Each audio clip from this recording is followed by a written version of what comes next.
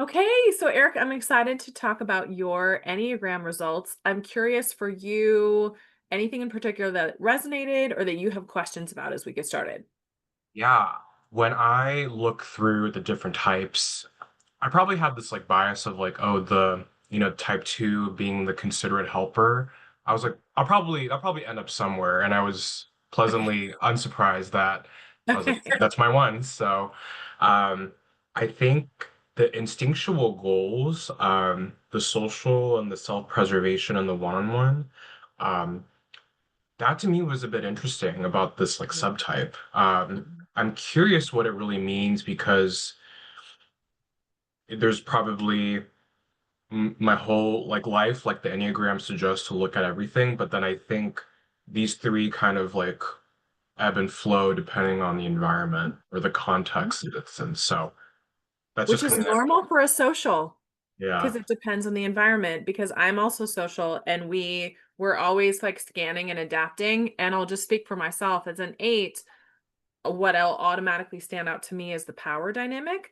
So I'm curious for you, I wonder if it's actually like the needs, where are the needs, who's not being cared for, who can you serve? Yeah. I think and I love that because I'm always working in many different types of teams of many different sizes with many different people. And I think I've been conditioned to, when the team gets switched up for like a new project or something new I'm working on, I have to like take a step back and like rescan the dynamics within it. I think it talks about get along with the herd and like the community and the group. And I very much am I don't want to cause any chaos or cause any kind of conflict right off the bat based on an initial assumption I have about someone one-on-one. So I like to look at the broader group as a way to like Yeah. shield myself from that, which is interesting the way it's described. Yeah. Yeah. Well, and as you're describing that, I'm hearing the two. I'm hearing the social instinct. I'm also hearing, so one of the things I'll show you is the kind of behind the scenes. Your action style is that of a nine, and nines are brilliant at making space for and hearing everybody and making sure that everyone has space. So I hear that.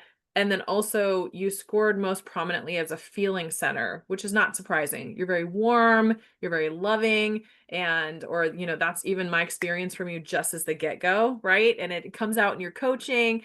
And so it's understandable to me that you would also be vigilant about that. How's everyone feeling? How's everyone doing? So I love too, on the rare occasions or potentially rare occasions where you want to rock the boat, like that's some serious passion for you right there. It comes out once in a blue moon, but it doesn't come out too often, I think, because I feel like I've been labeled as like, oh, Eric's really calm, or he's like the voice of reason. So we'll let things play out, then we'll go back to Eric sometimes. Like that does happen. Mhm. I get that feedback. And Yeah. I think over the years it's like, okay, I'll like embody that label and I think rocking the boat, it's like now I'm like, what are the conditions that would brew the storm, if you will, to like make the boat rock? That's what I'm not sure about nowadays versus Yeah. like earlier in my career. So yeah, Yeah. yeah, yeah, Yeah. yeah. Well, we can talk about that a little bit because, as a two, you have access to the wings right next to you. And your Mhm. one wing, that strong sense of justice and integrity and what's right, it's right there. And so there's different kind of power in your wings. So that may come up. So we'll Yeah, take a look at that. Yeah. perfect. Okay. Any particular, so I can take it from the top and highlight some of your sections a little bit, but anything in particular that you want to take away from this time or you want to make sure we talk about? Yeah, I'm an open book because I've never taken the Enneagram or looked at it this closely, Diana, and it's really cool how comprehensive it is. So would love like maybe a highlight of each Sure. section because I think I'm missing some cool nugget that I'm not seeing Sure. immediately. Yeah. Yeah. Well, and I'll also say like it's a lot of information. And so we're going to give you kind of an intro and then it might even be something that you want to come back to and revisit. Perfect. Yeah, that's great. Mhm. Yeah, yeah. So one of the things I like to show people is what I get as a coach, just it's the kind of version behind the scenes. And part of the reason is that it shows you how you scored on each type. And I think that that can be helpful because we all have the types within us, but it can be helpful to get a sense of kind of how you score, so to speak. So you scored most prominently as the considerate helper, but you also have a very strong dose of that enthusiastic visionary. So the variety, the freedom, the enthusiasm. I mean, I see you nodding. So even just as I say enthusiastic visionary, what's coming up for you? I think it makes sense. I feel like now that I've been in a lot more leadership positions or being a some sort of kind of glue for the team and to make the team feel okay in tough times, I feel like I am that cheerleader a lot in my friends' lives and my coworkers' lives, and it I feel like there's a lot of things that don't sway me into like the negative pessimism, so I try to like keep some sort of sensibility mixed with like being enthusiastic and having that kind of contagious energy, just because I know if like you look at a leader and they're seemingly having a good time or they're seemingly very positive about it, it does actually help people, I think, disarm a bit. And I like to just think ahead and move forward. So yeah, yeah, Great. yeah. Great. So that comes up as your thinking style. So what happens is that in addition to type 2, which we'll unpack and explore a bit more because that's your primary type, your feeling style and your expression is going to come out as a 2. When you're thinking about things, you're going to naturally gravitate towards abundance and opportunity and have the enthusiasm of the 7. And then your action style is that of a 9. So, how do we make sure that we've met everyone's needs and we've taken stock? So, a lot of listening, a lot of what I think has come naturally to you as a coach, like checking in with people, caring about them. But then, I know you like to give people options. So, that's even the thing is like, okay, let's listen and create the space. But then, how do I help you? How do I serve? That's the 2. And then the 7, like, what are the possibilities? Ah, okay. I didn't know they were grouped like that. That's great. Okay, yeah. Yeah, yeah, Yeah. it's something called it's called tri-type. On this particular report, it's called centers of expression. But essentially, there's different schools of thought and different scholars with the Enneagram. So there's so much just to unpack just based on you being a type 2. But since this report gives me kind of a cheat sheet to your report, it helps highlight some of the things that you potentially haven't seen and sometimes people have questions about. Yeah, I see strict perfectionist as the lowest of everything, and that also resonates very well because I just was never like it has to be 100% because it won't Sure. half the time. So I've just Yeah. like embodied that, and I love that it's like showing up a little bit low. I'm like that makes sense and how I think Yeah. and like do stuff. Yeah, I yeah, think that's a great example though too of your thinking style being a 7 and looking at the possibility because you love that it's low, where someone else might have looked at it and been like, "Why is that low? What's wrong?" And you're like, "Oh yeah, I do that on purpose. That's great." Yeah, that's awesome. So one of the things to think about though, because I know you mentioned wanting to check in on your wings, is the wings that are available to you as type 2 are the 3, so the competitive achiever, and then also the strict perfectionist. So based oh, on this, you reach for the 3 and integrate the 3 more often. It makes sense. The 2 social, the word for you, I believe, is ambition. So, working in that, high profile environment, managing in that environment, just even as I've seen the way that you approach continuing education and you get certifications and new coach training and as you're continuing to as a leader. So I see that 3 within you. The one wing is either less expressed. So the one of the pages I recommend people come back to is page 15. It's a place to maybe consider because there may be things on the one side you want to integrate, and there may be things on the 3 side that you over integrate, and vice versa. So you don't have to look at this one now, but it's just that's one of the key pages is like, what I'll say is like one of your neighbors has sugar and one has spice. For you, it's kind of different types of power The ones are always making things better, always improving, but they can be taken as critical and also be very self-critical, but you have such a strong sense of integrity, and there's power that comes from that integrity and trying to improve things. On the three side, you have people focused on what's the best they can be. How do they shine the brightest? What's challenging though is that sometimes it's, you know, threes can lose a sense of what's their heart's desire because they're trying to focus on what everybody else wants them to be. Yeah. Yeah. I think that was like a theme in the report is like the exercises to think about as a two is like you put the needs of others and you think about others and then you put yours at the bottom, like like me Yeah. as an individual. Yeah. Yeah.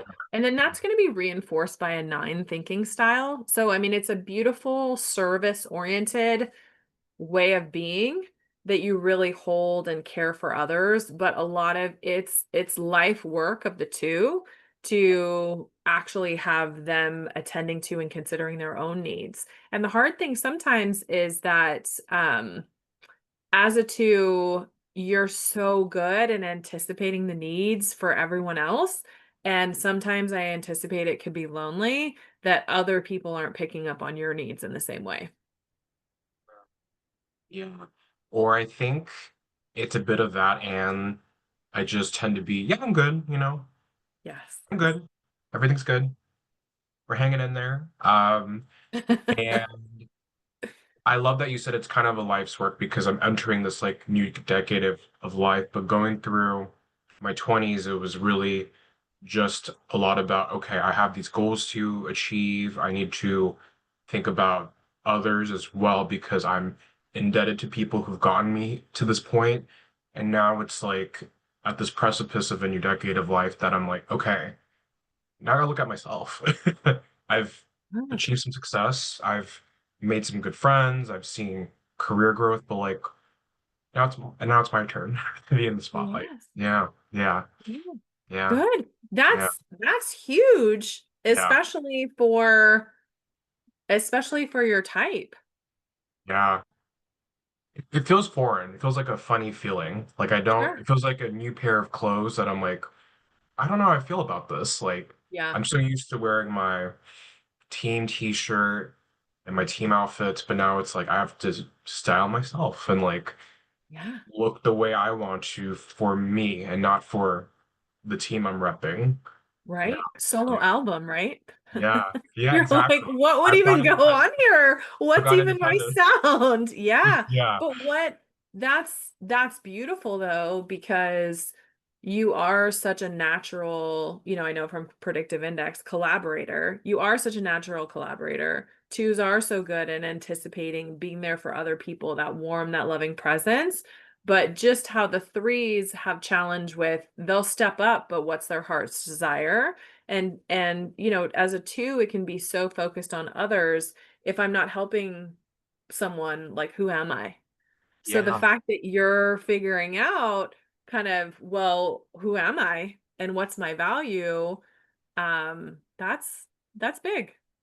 yeah. And where my head's going to is that there was a lot of talk in the report around um, feelings of worth centered around helping others and Mhm. bringing people up. And I really resonated with that in my, especially like when COVID hit, it was like, okay, I feel like this call to action to help because I don't know what else I'm doing with my life. Like it was a big kind of like moment for me. And, it's like, yeah, I do place a lot of value in like I want to be helpful. I want to be there for others. And I think it's more just to make me internally, like the internal Eric, to be okay and at peace and feel accomplished because I've been helping others. I've been kind of a what's the word? Like a servant leader to others and just making sure they're heard and taken care of. I think it's just a lot of these like um these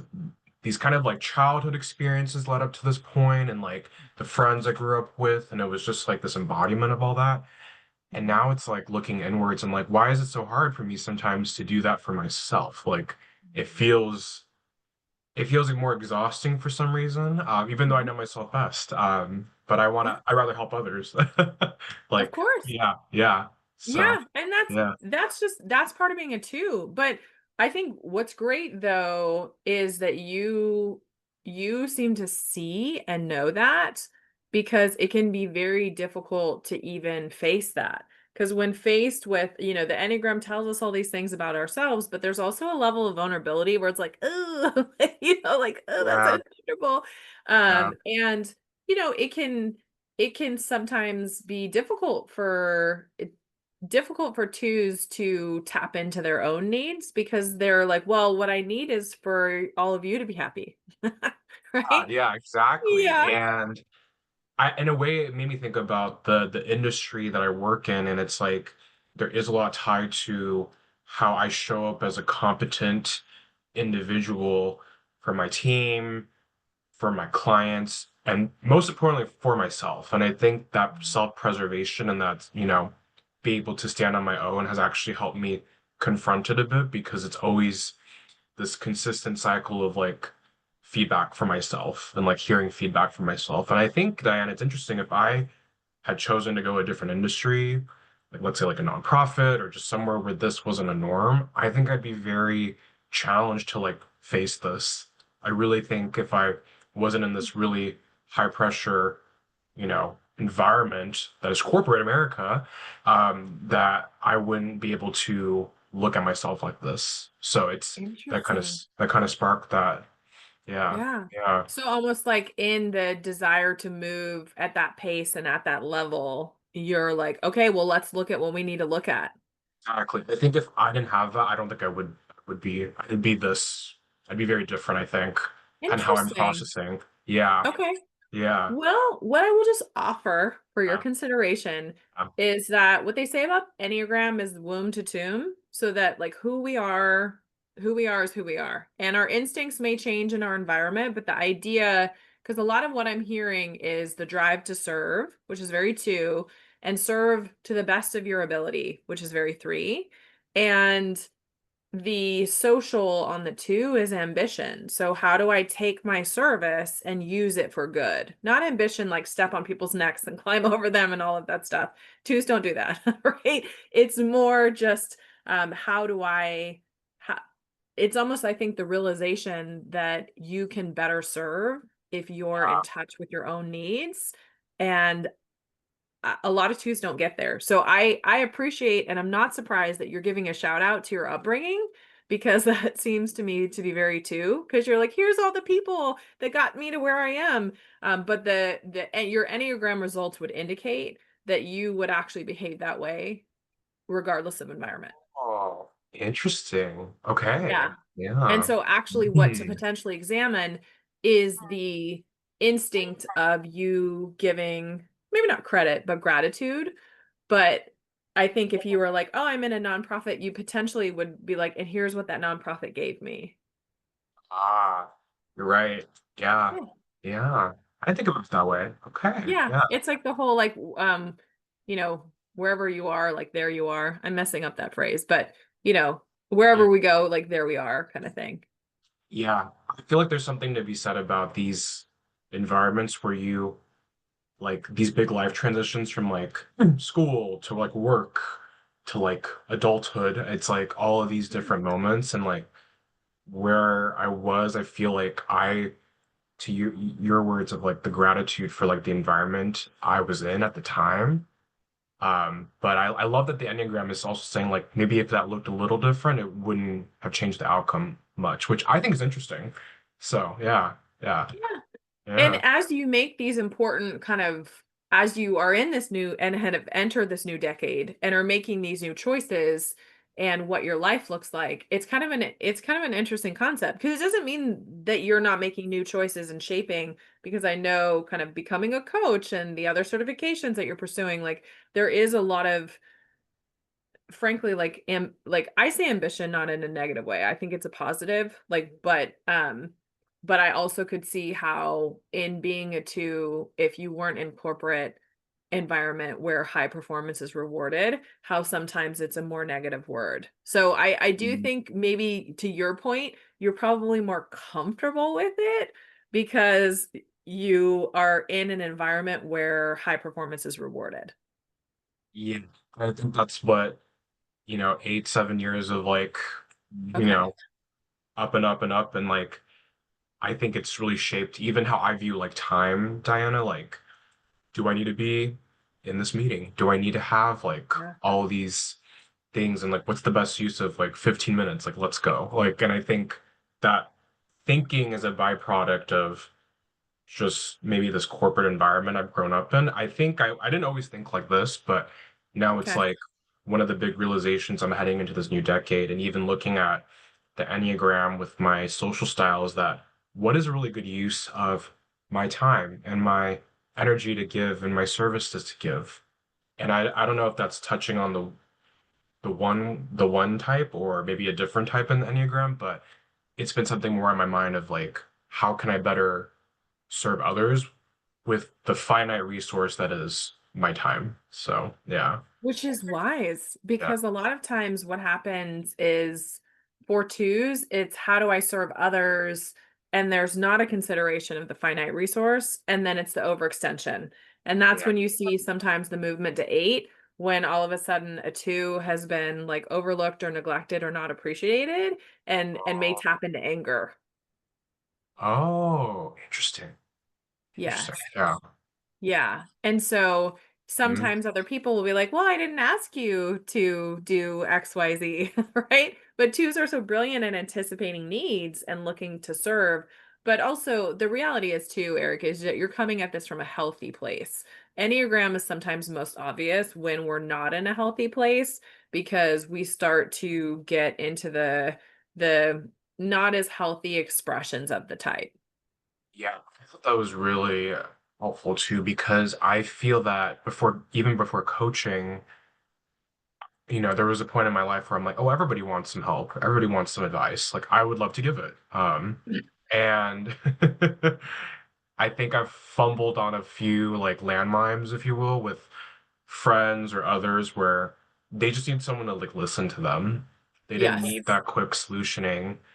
And again, I do think a bit of it is like this byproduct of going to a competitive undergraduate program, Yeah. having a competitive job, just like it's always this like go, go, go and Yeah. give, give, give. And now again, it's just like coaching has really taught me to like, it's okay to like slow down, let them be the Yeah. expert. They are resourceful and whole, and people just want to be listened. Like, and I just feel like that's not taught in the earlier Yeah. years. Sure. And it's like, wow. And I could see where that can be a frustration because it's like, well, I'm just trying to help. Like, why are they mad at me? But Yes. I see now. So yeah, yeah, Yeah. Well, yeah. but that's also that's amazing. That's amazing self-awareness for you to be able to see that because it can be very difficult when you're like, I am just trying to help and now you're mad at me. Like, what happened? Right? Like it's I don't know if you've seen the Franklin Covey when she has a nail in her head.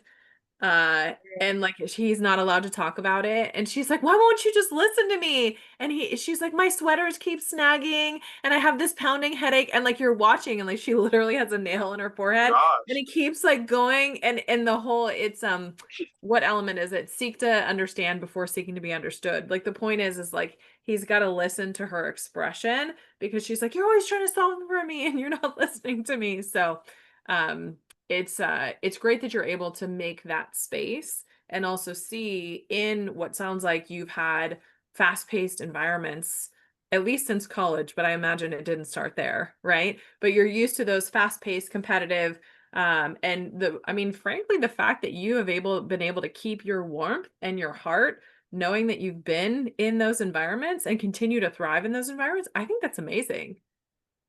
I appreciate you sharing that because I think that's some of the feedback I've gotten from just coworkers specifically. Like my friends are Mhm. always they see this and this is what they get, but my coworkers are like, oh, like you just like, it's there's a level of seriousness, but also a level of like, it's okay. We're just trying to do our best.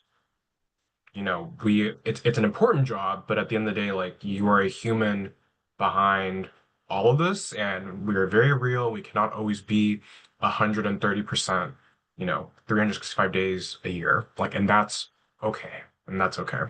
So I think it's just that level of humanity I still try to bring, and like the levity of it all.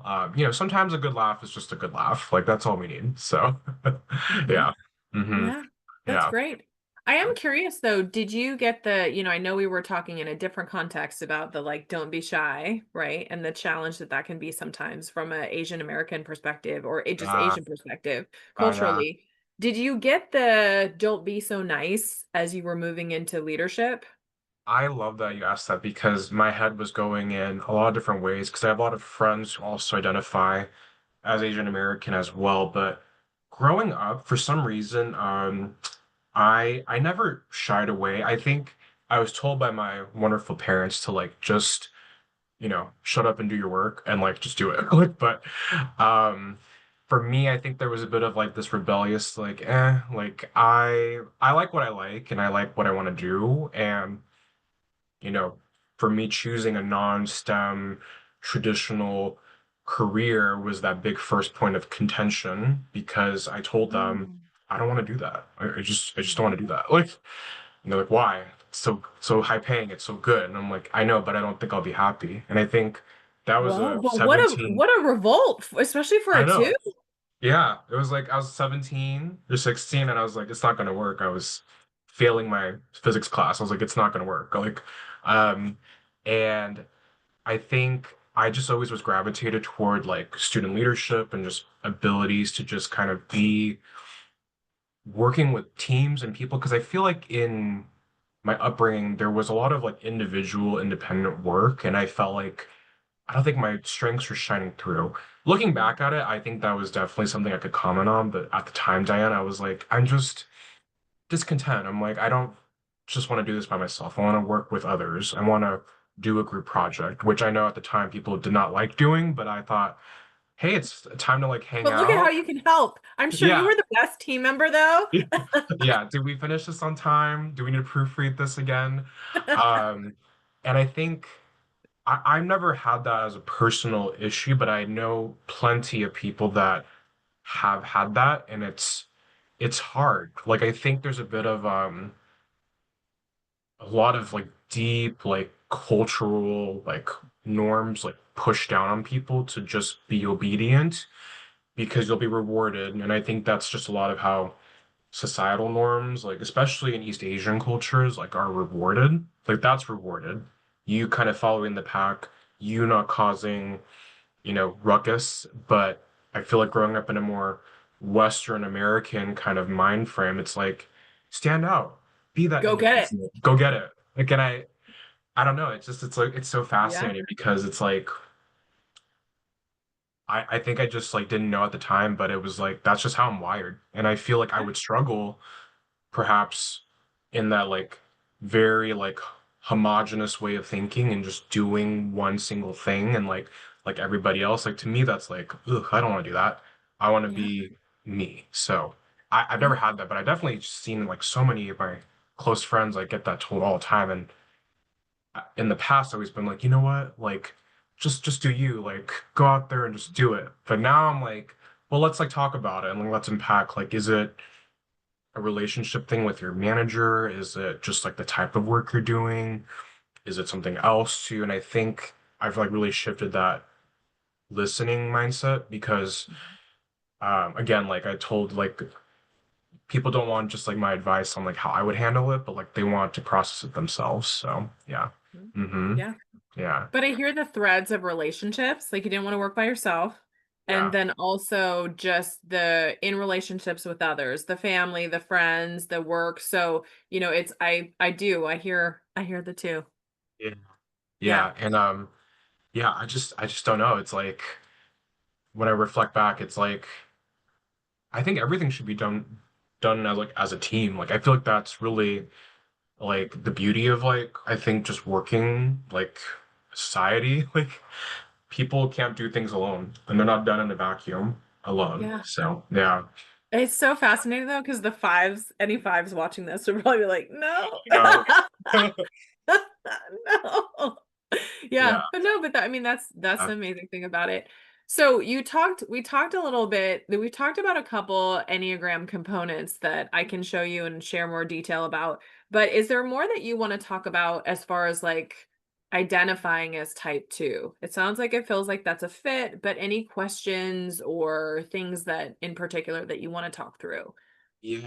I think when you talked about how the fives would feel, I would be so curious. Like, I see myself as a strong two, but obviously in a team, there's lots of different numbers running around. Yeah. Um, any like thoughts to there, Diana, about like maybe I'm not sure which one is the most opposite of two, but like I don't know if the Enneagram covers this, but just ways of like working to a middle ground because I do think as a strongly opinionated two sometimes like if I meet someone that's like total opposite and we just don't connect relationship wise, it's very hard for me to continue to want Mhm. to build a relationship to like extend the warm hand all the time. So I'm curious Yeah. if that comes up in coaching conversations around the Enneagram or just like what you've seen. So Yeah, yeah, interesting.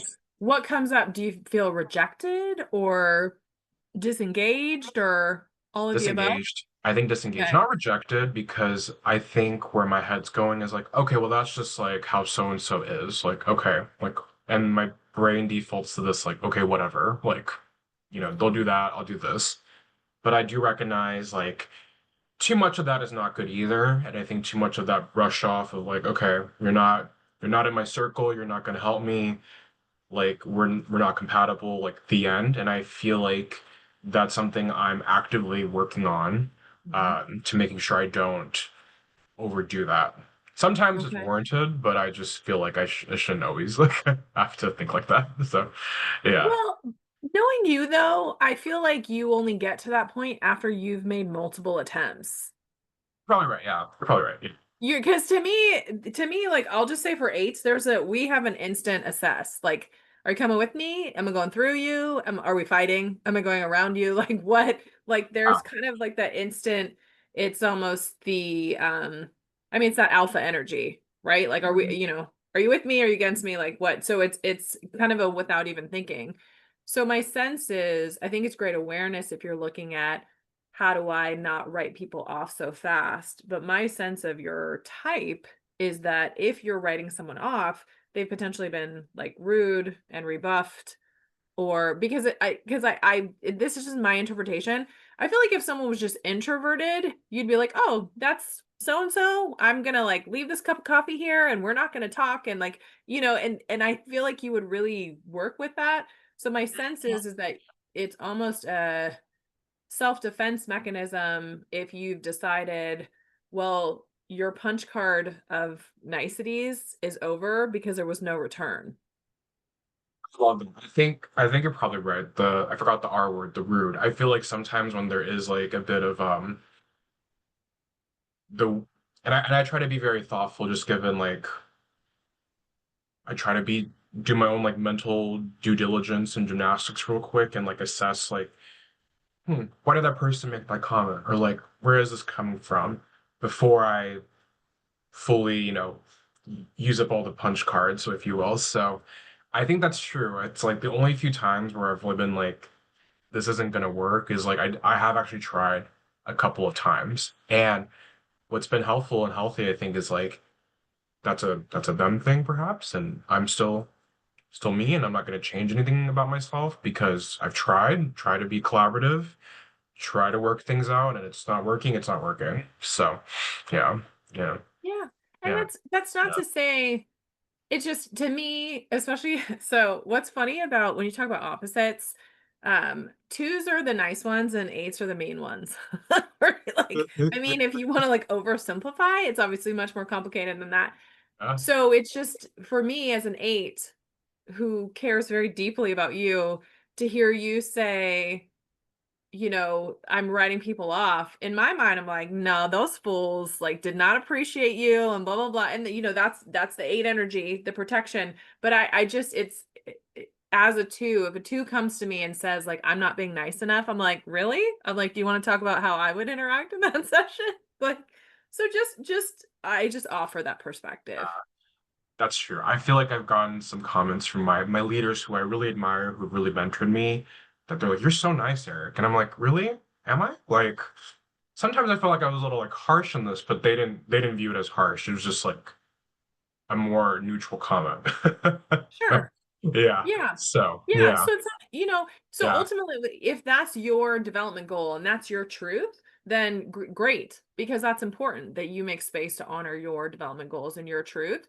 But I'll hmm tell you, for the rest of the Enneagram, like twos are some of the nicest. I feel like twos and nines are some of the nicest people like ever. yeah, So, yeah, if people don't want to like positively interact with them, I'm like, hey, like good luck out there. yeah, You actually want to be on a team, and I know you perform like with the code word for your type is ambition. So it's, having someone who wants to be a team, who's hardworking and focused, and that's the dream, right? Like my aversion to team projects is I'm like, no, I don't want to put my name on something when you didn't do any work. yeah. And I've definitely met a couple of folks who are like, "Oh, why is this one person not pulling their weight?" And I'm like, "Well, let me just talk to them. We'll see what's up. If anything, I'll give them like 5% of it. And I'll let someone know. I'm like, they worked on this part, we did this, but we're still gonna pull throughout that because we have to. So Yeah. yeah, So clear. So yeah, clear. I love it. yeah, Well, let me show you a couple things in case yeah. there are places that you might want to explore a little bit more as you navigate your report. So, does it show you both PDFs? Sorry, do you Yes. see the grid now? Okay. So, one of the pages, so 15 has your wings and 23 has your lines. So, twos will often kind of stretch or under stress go towards eight. Um, tap it. I always say there's a lot of love and power on this line. And then also integrate four. So this, you can think of this like a three-legged stool. Yeah. So your wings are right next to you, and it's kind of like, how do you can tap into those easily. They're like your neighbors. You can borrow stuff from them and kind of integrate that. Your eight and four are going to be less natural to you, but it is things to kind of think about. So, as you go to four, the like dream based increasing creativity, the difference between me and we, so it's like you've likely done a lot of that. Also, fours are very comfortable with the darker emotions because they're like, well, as long as it's authentic, we're good. Whereas like my sense of twos is they're more happy, pleasing, positive. Where fours, it's they're really great in like if you like amazing like trauma therapists and things like that, because it's like honestly like you can't, as long as it's real, they're like, yes, get into the real, and get into the juice of it. Yeah. So it's an Yeah. interesting kind of the range of emotion from two to four. So two, three, and four are the heart types. So twos are very loving, very expressive with that love. Threes tend to press it down and just focus on achievement. Like, I don't have time for feelings. It's time to achieve. Fours are very deep in their feelings. It's a lot of where their art and their creative expression comes from. It looks like something's coming up for you. What's coming up for you? Yeah. I feel like I love listening to people that in my life that are maybe fours and just hearing them talk Yeah. about the things that they're doing because it's like I wouldn't do that. Like like we don't like I don't think like that at Yeah. all. And it's like it's cool. I always find it like it's cool, but it's like it's not a natural thing. And I think Yeah. even the word self-care up there, I was like, that was a hard thing for me for a while. So because my self-care was caring for others. So yeah. That's that's a two tagline right there. My self-care is caring for others. That's awesome. Um, your stretch point where you're more likely to potentially go to eight under stress, but there's also a lot of the positive qualities of eights that are there. So figuring out how to develop your personal power, being direct with your dissatisfaction. Like this comes up sometimes with the performance conversations. It can be hard as a two, especially with a feeling center, especially earlier, probably in your management career, where to have the difficult conversations versus being more evolved and saying, well, we need to have this tough conversation because otherwise this is going to, this is walking down a path that leads to termination. And that's a much harder conversation kind of thing. And Yeah. then, worrying less about others. So the idea of, that you take up space, you take up your space.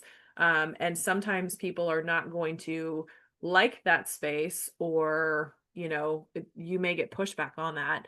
But the eights are very in touch with their power.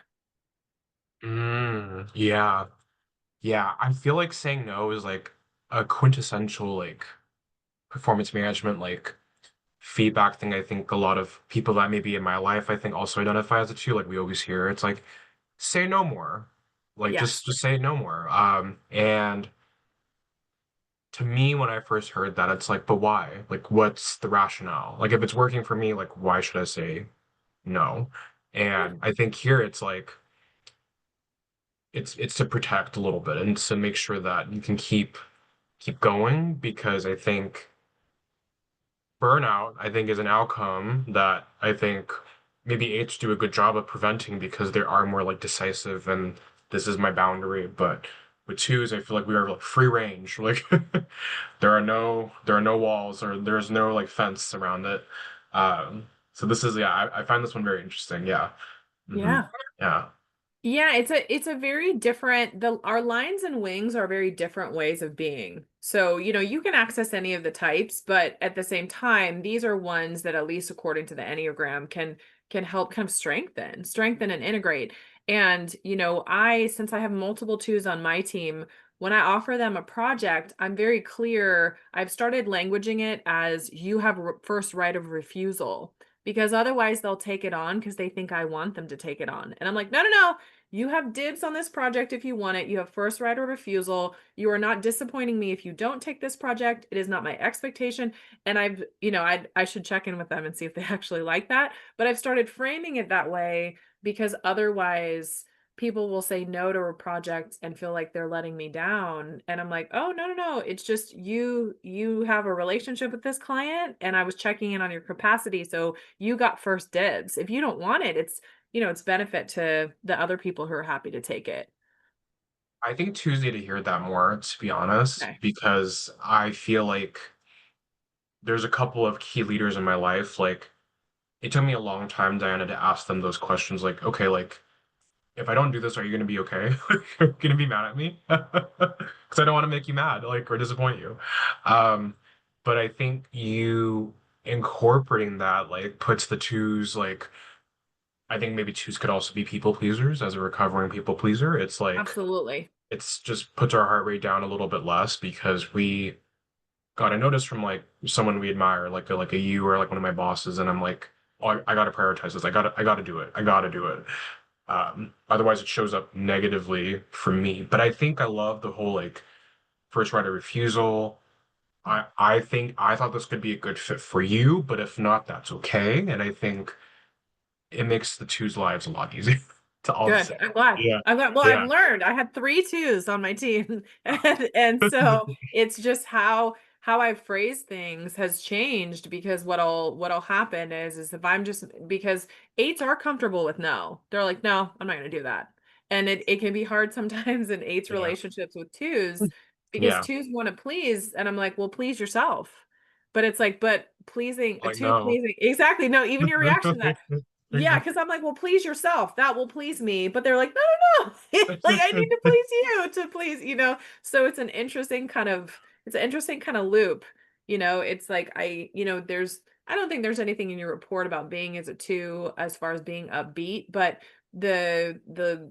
I personally feel with the twos in my life, there's such a positivity and deep care that four can feel very opposite and then the yes and the people pleasing can feel very opposite of the eight. So these are not like, oh, you have to do this. It's just like, hey, here's some types that are pretty different from you as far as how the Enneagram's set up. So ones that you may want to consider. Yeah, no, this is awesome. Okay. Yeah, yeah. Yeah. So those are some of my favorite pages.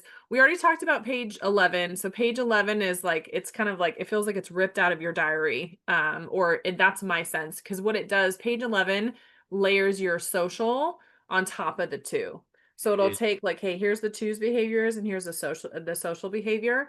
And then the key word or the shorthand for that one is ambition. So the idea that yes, you're caring for others, but you're also gonna funnel that and focus on the drive to achieve. You also have a sense of your own needs. And so that's actually come up today, perhaps because even though self preservation wasn't your most dominant, you're looking at the herd, you're keeping in mind other people, but then also have a sense of, what do I need to be successful? What do I need to sustain? You even talked about it with like, how do I best serve in this finite resource? Right. So that's your self-pres instinct, knowing that your time is finite. And then one to one is we all have all three. One to one is kind of the deep, intense focus on relationships, one person. You often can like feel like a palpable intensity there. So we tend to have a dominant. These can change, but a lot of times what you'll find is if you're with other twos, there's going to be a lot of similarities. If you're with other social instincts, you'll also see similarities there. Ah, I love that. The even the stars of expression, the feeling like I just like it's so big versus the other two. Yes. It's Yes. yeah, It's yeah. very strong. So you have a very strong feeling-based, heart-centered, and also not knowing you for very long, it's palpable. Like we can totally feel it. What's interesting on the centers of expression is the way we look at this is this is ready and this is aim and fire. So because your aim and fire are even, sometimes you might be ready, but you might not know whether you're aiming or you're firing. Does that resonate? Mm, yeah. And I think it's like, let me just wait a bit more and see if it's the right time right now. And I think it's maybe the waiting. I think of it could be just like also I think just like I do a lot of due diligence in my head, like emotional due diligence of like, okay, Diana's feeling this way, so and so is feeling that way. Like this happened yesterday, this is gonna happen next week. I'll wait. I'll let it play out first. Like Ah. then I'll check But in. And I think, yeah, yeah. I'm sorry, go ahead. Then I think it's just like maybe I just wait a bit and see what happens. Yeah. Mm-hmm. Yeah. Well, nines also wait. So it's your action style is to wait and Okay. check in with everyone first to be sure. That's how the nines like, making space for everyone. And it's more of a kind of withdrawn versus a direct action. What's Uh, interesting to me though, and what I love hearing is just even all that data you're collecting, it's all human and feeling data. How's this person feeling? How's this, some of it was action, what's going to happen, but it's also like what's going to happen because of those people in the room. oh, yeah. And I Yeah. always joke with like the hardest thing about my job isn't the work itself, it's the people. It's the people part of Yeah. it. Yeah. Yeah. I Yeah. love it. I love Yeah. it. Yeah. One thing I want to show you briefly. So the stress and strain isn't about Enneagram, but we can have a separate conversation about that if that's helpful. But the interaction styles and the conflict styles. So more than likely you are going to go along to get along.